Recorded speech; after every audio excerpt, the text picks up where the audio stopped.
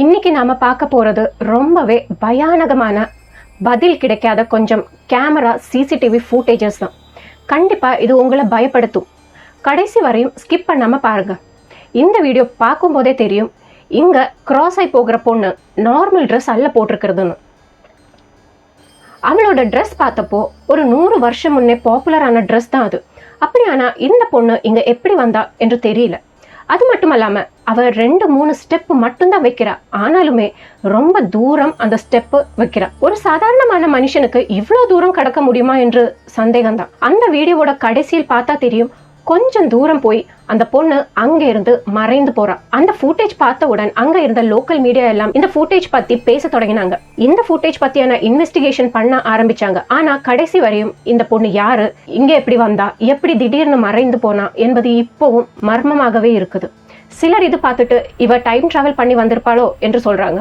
ஏன்னா 100 வருஷம் முன்னே உள்ள ட்ரெஸ் போட்டிருந்தா கண்டிப்பாக அங்க இருந்து இங்க டைம் டிராவல் பண்ணி வந்திருப்பார். மற்ற சிலர் சொல்றாங்க 100 வருஷத்துக்கு முன்னாடி இங்க இறந்து ஏதாவது பொண்ணு ஆத்மாவாக வந்திருக்கும் என்றும் சொல்றாங்க. நீங்களே சொல்லுங்க, இது டைம் டிராவல் பண்ணி வந்ததா இல்ல 100 வருஷத்துக்கு முன்னாடி இறந்த பொண்ணோட ஆத்மாவான்னு கமெண்ட் பண்ணி சொல்லுங்க. நீங்க இப்ப பாக்குற இந்த ஃபுட்டேஜ் 2018 ஏப்ரல்ல ஆஸ்திரேலியாவில் உள்ள நியூ சவுத் வேல்ஸ் என்ற இடத்துல போலீஸ் ஃபோர்ஸ் அவரோட ஒபிஷியல் பேஜில் போஸ்ட் பண்ணதுதான் இது. ஏப்ரல் மாசம் 12க்கு காலையில 5 மணிக்கு அங்க இருக்கிற ஒரு ஷட்டர் தானாகவே திறக்குது. உள்ள இருந்து ஒரு ப்ரூம் ஸ்டிக் வந்து வெளியில உள்ள குப்பைய உள்ள எடுத்துக்கிட்டு ஷட்டர் க்ளோஸ் பண்ணிடுச்சு. ஆனால் அங்க யாரும் வேலைக்கு இருக்கல என்றுதான் போலீஸ் சொல்றாங்க. அப்படியானா அந்த ஷட்டர் திறந்தது யாரா இருக்கும்? நீங்க இப்ப பாக்குற இந்த சிசிடிவி ஃபுட்டேஜ் மெக்சிகோவில் ராத்திரி 2 மணிக்கு எடுத்தது. இது 2016 செப்டம்பர் மாசம் 18ஆம் தேதி ரோட் கிராஸ் பண்ற இடத்துல வெள்ளையா ஒரு உருவம் நிக்குது. அந்த உருவத்தை ஒரு கார் வந்து இடிச்சிட்டு போகுது. இதெல்லாம் ஒரு கேமராவில் வந்திருந்து எடிட் பண்ணிருப்பாங்க என்று சொல்லலாம். ஆனால் அங்க வச்சிருந்த 4 கேமராவிலும் இது கேப்சர் ஆயிருந்துச்சு. அது ஒரு மனுஷனா இருந்தா கார் வந்து இடிச்ச போதே ஏதாவது ஆயிருக்கும். ஆனா அந்த கார் அந்த உருவத்தோட உள்ள இருந்து நுழைந்துதான் வந்துச்சு. அந்த உருவம் அங்கேயே அசையாம நிக்குது. இதுதான் எல்லாரையும் சிலிர்த்த வைத்தது. அடுத்தது 2016ஆம் வருஷம் வர்ஜீனியாவில் உள்ள ஒரு வீட்டுக்கு முன்னாடி உள்ள ஒரு சிசிடிவி கேமராவில் கேப்சர் ஆன வீடியோ. இது 2016ஆம் வருஷம் ஜூலை மாசம் 23ஆம் தேதி காலையில ஒரு 7:35க்கு எடுக்கப்பட்டது. அந்த வீட்டில் உள்ள கேமரா கலர்ட் இமேஜ் பண்ற கேமரா தான். ஆனா இந்த உருவம் கிராஸ் பண்ணும்போது அந்த கேமரா கிரே கலர் இமேஜை கேப்சர் பண்ணிச்சு. அது மட்டுமல்லாம அந்த வீட்டுக்கு வெளியில வச்ச வேற ஒரு கேமராலையுமே இந்த ஒரு உருவம் பதியவில்லை. 2014ஆம் வருஷம் மெக்சிகோவில் உள்ள போலீஸ் ஸ்டேஷனில் ராத்திரி பதிஞ்ச சிசிடிவி ஃபுட்டேஜ் பார்த்துட்டு அங்க இருக்கிற போலீஸ் ஃபோர்ஸ் கூட பயந்தாங்க. ராத்திரி போலீஸ் ஸ்டேஷனோட கேட் வழி ஏதோ புகை போல ஒரு அமானுஷ்யமான ஒண்ணு போனது. முதல்ல ஏதோ புகையா இருக்கும் என்று நினைச்சாங்க. ஆனா ரொம்பவே நெருங்கி பார்த்தப்போதான் தெரிஞ்சது அதுக்கு கை கால்கள் இருந்துச்சு. ஒரு மனிதன் ஆயிருந்தால் லாக் ஆன கேட் வழி போகிறது முடியாத விஷயம். இது இன்வெஸ்டிகேட் பண்ணப்போ என்ன இது என்பது கண்டுபிடிக்க முடியல. அடுத்தது இதுவரை கண்டுபிடிக்க முடியாத விசித்திரமான புகைப்படங்கள் தான்.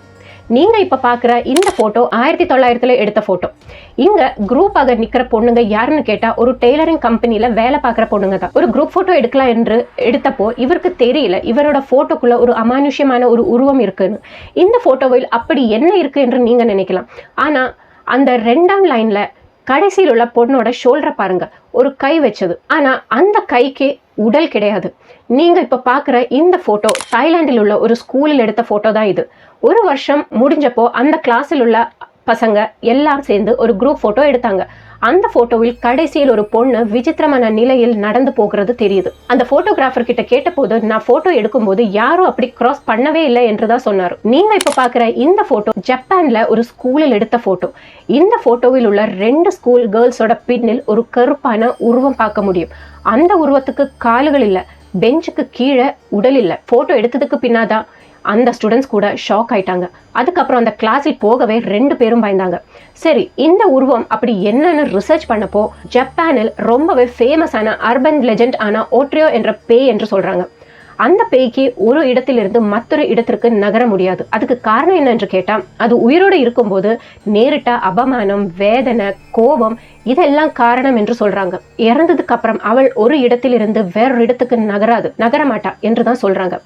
நகராது என்றதுக்காக நம்மள ஒன்றும் செய்யாது என்று இல்லை. தன்னை யாரெல்லாம் வெறுத்தாங்களோ, தன்னை யாரெல்லாம் நோகடிச்சாங்களோ அவர் எல்லாரையும் பழி வாங்க அந்த பேய் கோபத்தில் காத்திருக்குது. அது இருக்கிற இடத்துக்கு யாராவது போனா அவரோட உயிருக்கு ஆபத்து என்று சொல்லப்படுது.